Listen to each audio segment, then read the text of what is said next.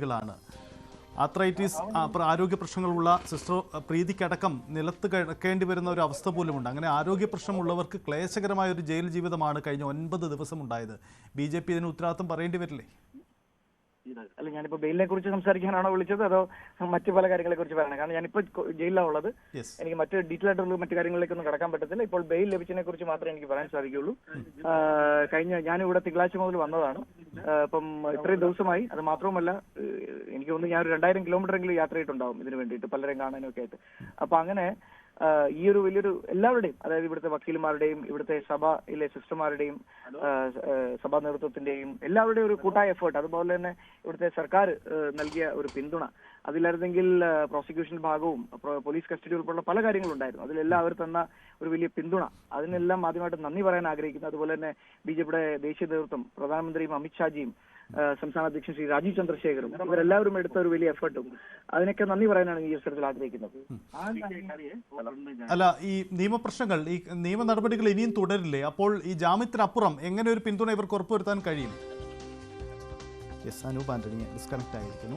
എന്തായാലും നിയമ നടപടികൾ ഇനിയും വെല്ലുവിളിയായി ഉണ്ട്. ജാമ്യം എന്നത് ലഭ്യമാവുന്നു, 50 ദിവസത്തിന് ശേഷം ജയിലിൽ നിന്ന് പുറത്തു വരുന്നു. പക്ഷേ അവർക്ക് മുന്നിൽ അവരെ കാത്തിരിക്കുന്ന വെല്ലുവിളികൾ ചെറുതല്ല. മിഥുൻ MG ഉണ്ട്. മിഥുൻ, അവര് വളരെ ഹാപ്പിയാണ് ബെയിൽ ഗ്രാൻഡ് ചെയ്തതിന്, വളരെ ഹാപ്പിയാണ് സിസ്റ്റേഴ്സ്. ഇനി കേസ് പിൻവലിക്കണം. ഇത് കള്ളക്കേസാണ്. അപ്പൊ ജാമ്യം കിട്ടിയത് കോടതി നീതി ലഭിച്ചു, പക്ഷെ കള്ളക്കേസ് പിൻവലിക്കണം. അതാണ് ഞങ്ങളുടെ ഡിമാൻഡ്. കാരണം അവര് മനുഷ്യക്കടത്ത് നടത്തിയിട്ടില്ല, മതപരിവർത്തനം നടത്തിയിട്ടില്ല, ഇതെല്ലാം കള്ളക്കേസാണ്. അതുകൊണ്ട് അത് കേസ് പിൻവലിക്കണം. Anwar Sadath MLA, Kerala MLA, Aluva MLA. Anwar Sadath MLA ആണ് പ്രതികരിച്ചത്, ആലുവ MLA. ഇവരടക്കം അവിടെ എല്ലാവരും ഉണ്ട്, കാത്തു നിൽക്കുകയാണ്. എന്തായാലും കേരളത്തിന്റെ ജനപ്രതികളെല്ലാം ഒറ്റക്കെട്ടായി. ജബി മേത്തർ അവിടെ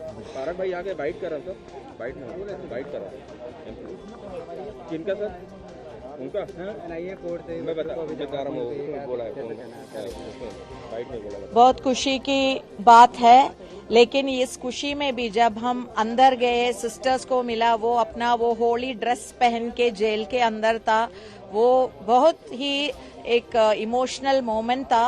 जब ये खुशी की माहौल है अभी, लेकिन फिर भी हम ये कहना चाहते हैं, जो भी ये किया, किसी ने भी ये किया, किसी का इंस्ट्रक्शंस पे ये किया, ये बजरंग दल, RSS, BJP का जो रियल फेस है, जो सबका पता हो गया. केरला में आकर कुछ कहते हैं, यहाँ सिस्टर्स को जेल में डालते हैं, और it is very clear divisive agenda of RSS, of Bajrang Dal, of BJP is clearly visible in this case. But now, in any case, we are happy that sisters will be released on bail today. So we are waiting for that moment for the order to come and they will come out of the jail. അതെ, എല്ലാവരും കാത്തിരിക്കുകയാണ്. സിസ്റ്റർമാർ പുറത്തേക്ക് വരുന്നതിന് വേണ്ടി എല്ലാവരും കാത്തിരിക്കുകയാണ് ആകാംക്ഷയോടെ. കാരണം 9 ദിവസത്തെ ജയിൽവാസം ഏറ്റവും ക്ലേശകരമായ പ്രേക്ഷിതാവൃത്തിക്ക് വേണ്ടി ഇറങ്ങിത്തിരിച്ച കന്യാസ്ത്രീകൾക്ക് ഇത്തരമൊരു അവസ്ഥ നേരിടേണ്ടി വന്നു. മനുഷ്യക്കടത്ത്, ഒപ്പം തന്നെ നിർബന്ധിത മതപരിവർത്തനം, 2 ഗുരുതര വകുപ്പുകളാണ് ചുമത്തപ്പെട്ടത്. ഈ വകുപ്പുകൾ നിലനിൽക്കുമോ എന്ന പ്രധാനപ്പെട്ട ചോദ്യമാണ്. ഇനി ഈ വകുപ്പുകൾ നിലനിർത്തി തന്നെയുള്ള നിയമ നടപടികളാണ് അവർക്ക് നേരിടേണ്ടി വരുന്നതെങ്കിൽ വീണ്ടും നിരവധി പ്രശ്നങ്ങളുണ്ടാവാം. ഒരുപക്ഷെ വീണ്ടും ജയിൽവാസം പോലെയുള്ള സാഹചര്യവും അവർക്ക് മുന്നിലുണ്ടാവാം. അതുകൊണ്ട് ഇനി ഈ വിഷയത്തിൽ കൃത്യമായ ഇടപെടൽ കൂടി ഉണ്ടാവേണ്ടതുണ്ട്. എന്തായാലും ഗുരുതര വകുപ്പുകൾ ചുമത്തപ്പെട്ടാണ് കന്യാസ്ത്രീകൾ ജയിലിന് ഉള്ളിലായിരിക്കുന്നത്. ഇപ്പോൾ ജയിലിന് പുറത്തേക്ക് ജയിലിന് പുറത്തെ ദൃശ്യങ്ങൾ കൂടി വളരെ പ്രധാനപ്പെട്ടതാണ്. അവർ പുറത്തേക്ക് വരും എന്ന ഒരു പ്രധാനപ്പെട്ട കാത്തിരിപ്പ് കൂടി നമുക്ക് മുന്നിലുണ്ട്. MG മിഥുൻ, കന്യാസ്ത്രീകൾ ഓർഡർ വന്നാൽ ഉടൻ തന്നെ പുറത്തിറക്കും, അതിന് മറ്റു കാലതാമസം ഉണ്ടാവില്ല, അങ്ങനെയാണ് കരുതുന്നത് അല്ലേ? തീർച്ചയായും അങ്ങനെ തന്നെയാണ്. അതായത് ഓർഡർ ഉടൻ തന്നെ ജയിലധികൃതർക്ക് ലഭിക്കുമെന്നാണ് കരുതുന്നത്. അവിടെ നിന്ന് പുറപ്പെട്ടിട്ടുണ്ട് എന്നുള്ള വിവരങ്ങൾ കൂടി ഒരു ഘട്ടത്തിൽ ലഭിക്കുന്നുണ്ട്. അങ്ങനെയെങ്കിൽ അപ്പോൾ തന്നെ നടപടിക്രമങ്ങൾ പൂർത്തിയാക്കി ഉച്ചയ്ക്ക് ഒരു 2 മണിയോട് കൂടി ലഭിക്കുന്ന വിവരങ്ങൾ അനുസരിച്ച് ഒരു 2 മണിയോട് കൂടി അവർക്ക് പുറത്തിറങ്ങാൻ സാധിക്കുമെന്ന് തന്നെയാണ് കരുതുന്നത്.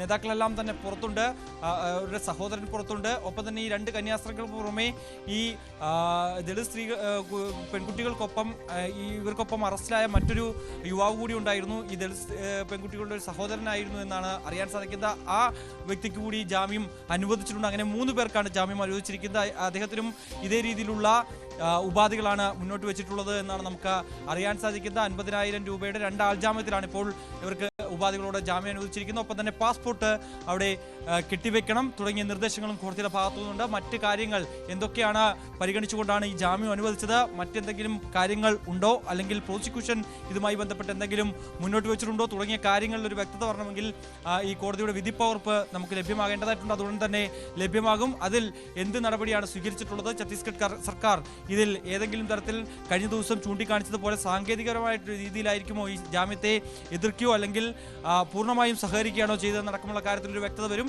എന്തായാലും നിലവിൽ നേരത്തെ അനൂപ് ആന്റണി ഉൾപ്പെടെ ഉള്ളവർ ചൂണ്ടിക്കാണിച്ച പോലെ അല്ലെങ്കിൽ അവർ പറഞ്ഞ വാക്കുകൾ ശരിവെക്കുന്നതാണോ ഛത്തീസ്ഗഡ് സർക്കാർ സ്വീകരിച്ചിരിക്കുന്നത് എന്നുകൂടി നമുക്ക് മനസ്സിലാക്കേണ്ടതായിട്ടുണ്ട്. എന്തായാലും നിലവിലെ സാഹചര്യത്തിൽ കന്യാസ്ത്രീകളെ സംബന്ധിച്ച് ഒരു താൽക്കാലിക ആശ്വാസമായി തന്നെ കരുതാം. ഏറ്റവും പ്രധാനപ്പെട്ടത് ഈ ഗുരുതര വകുപ്പുകളാണ്. ഈ 2 വകുപ്പുകളും അത് ചുമത്തപ്പെട്ട സാഹചര്യത്തിൽ കേസ് റദ്ദാക്കുന്ന നടപടികളിലേക്ക് പോകണം എന്നുള്ള ആവശ്യമാണ് ജനപ്രതിനിധികൾ ഉന്നയിക്കുന്നത്. ആ ആവശ്യം അത് അംഗീകരിക്കുമോ? ഒപ്പം തന്നെ അതിൽ ചേർത്ത് വായിക്കപ്പെടേണ്ടത് കഴിഞ്ഞ ദിവസം കേന്ദ്ര ആഭ്യന്തരമന്ത്രി അമിത്ഷായുമായി UDF എംപിമാർ നടത്തിയ കൂടിയാലോചനയിൽ ചില ഉറപ്പുകൾ ലഭിച്ചു എന്ന് പിന്നീട് എംപിമാർ തന്നെ പറഞ്ഞിരുന്നു. ആ ഉറപ്പുകൾ അത് പാലിക്കുമോ? അതായത് കേസ് റദ്ദാക്കുന്ന കാര്യങ്ങൾ ഈ ജാമ്യം ലഭിച്ച ശേഷം തീരുമാനിക്കാം, അതിലേക്ക് കടക്കാം എന്ന ഒരു ഉറപ്പായിരുന്നു കേന്ദ്ര ആഭ്യന്തരമന്ത്രിയുടെ ഭാഗത്തുനിന്ന് ഉണ്ടായത് എന്നുള്ള ചില വാക്കുകളായിരുന്നു എംപിമാർ പറഞ്ഞു വെച്ചത്.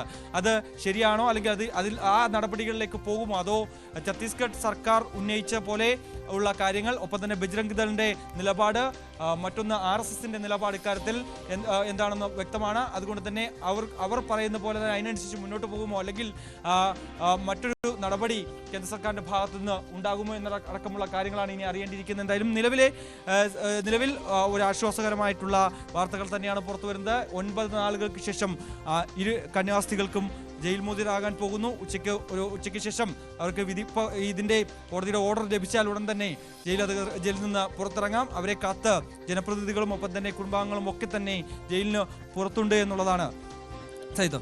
യെസ് മിഥുൻ, ഇന്നലെ പ്രോസിക്യൂഷൻ കോടതിയിലെടുത്ത ഒരു സ്റ്റാൻഡ് ഒരു പക്ഷേ ഈ ജാമ്യത്തിന് ഇടവച്ചിരിക്കാം. അതായത് ഇവരെ വീണ്ടും കസ്റ്റഡിയിൽ ആവശ്യമില്ല എന്ന പ്രോസിക്യൂഷന്റെ വാദം അതാവാം ഒരു പക്ഷേ ജാമ്യം സാധ്യമാക്കിയിട്ടുണ്ടാവുക. പക്ഷേ ഇവർക്കെതിരായ ആരോപണങ്ങൾ വകുപ്പുകൾ അതേപടി നിലനിൽക്കുകയാണ്. ഇവർ കുറ്റം ചെയ്തിട്ടുണ്ട് എന്ന് പ്രോസിക്യൂഷൻ ഉറച്ചു നിൽക്കുകയാണ്.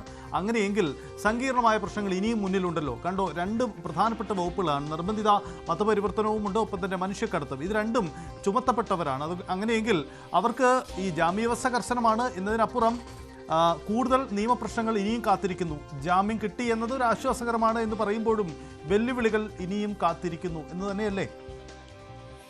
തീർച്ചയായും അങ്ങനെ കരുതേണ്ടിയിരിക്കുന്നു. കാരണം ഇന്നലെ സാങ്കേതിക കാരണങ്ങൾ ചൂണ്ടിക്കാണിച്ചുകൊണ്ടായിരുന്നു, സാങ്കേതികമായി മാത്രമായിരുന്നു ഇന്നലെ ഈ ജാമ്യാപേക്ഷയെ പ്രോസിക്യൂഷൻ എതിർത്തത്. ഒപ്പം തന്നെ കോടതി പിന്നീട് ചോദിക്കുകയുണ്ടായി, ഈ ഇരു കന്യാസ്ത്രീകളെയും ഈ വകുപ്പുകളൊക്കെ ചുമത്തിയ സാഹചര്യത്തിൽ കൂടുതൽ ചോദ്യം ചെയ്യുന്നതിന് വേണ്ടി കസ്റ്റഡി ആവശ്യമുണ്ടോ എന്നുള്ള ചോദ്യം ചോദിച്ചിരുന്നു. പക്ഷേ നിലവിൽ കസ്റ്റഡി അപേക്ഷ നൽകാൻ ഇല്ല, കസ്റ്റഡിയിൽ ആവശ്യമില്ല എന്ന ഒരു അഭിപ്രായമായിരുന്നു അവർ ചൂണ്ടിക്കാണിക്കുകയും ചെയ്ത് അത്തരത്തിലുള്ള മറുപടിയായിരുന്നു പ്രോസിക്യൂഷന്റെ ഭാഗത്തുനിന്ന് ഉണ്ടാവുകയും ചെയ്തു. ഒപ്പം തന്നെ മറ്റു ചില കാര്യങ്ങൾ കൂടി പ്രോസിക്യൂഷൻ ചൂണ്ടിക്കാട്ടിയിരുന്നു. അതായത് ഈ 2 വകുപ്പുകൾ അത് നിലനിൽക്കും, അതുമായി ബന്ധപ്പെട്ട ചില നടപടികൾ സ്വീകരിക്കണം, ആ കേസുമായി ബന്ധപ്പെട്ട ഉള്ള കൃത്യമായ അന്വേഷണങ്ങൾ നടക്കണം എന്നുള്ള കാര്യങ്ങൾ കൂടി പ്രോസിക്യൂഷൻ മുന്നോട്ട് വച്ചിരുന്നു. ഒപ്പം തന്നെ ഈ ബജ്രംഗ് ദളിന്റെ വേണ്ടി ഹാജരായിട്ടുള്ള അഭിഭാഷകൻ ഈ ജാമ്യാപേക്ഷയെ ശക്തമായി എതിർത്തിരുന്നു. ഇത്രത്തോളം ഗുരുതരമായ വകുപ്പുകൾ ചുമത്തിയിട്ടുള്ള കേസാണ്, അതുകൊണ്ട് തന്നെ ഒരു തരത്തിലും ജാമ്യം നൽകരുത് എന്നുള്ള ആവശ്യം അവർ ഉന്നയിച്ചു. ഒപ്പം തന്നെ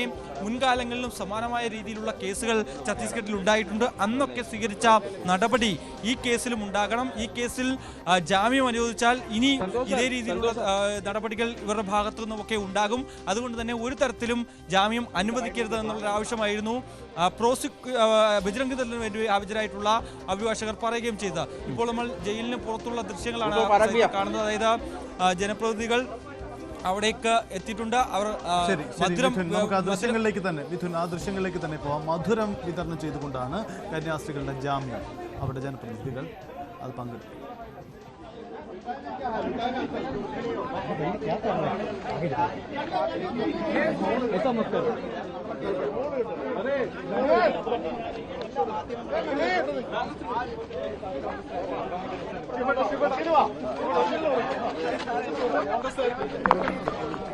बाहर देखना, केवल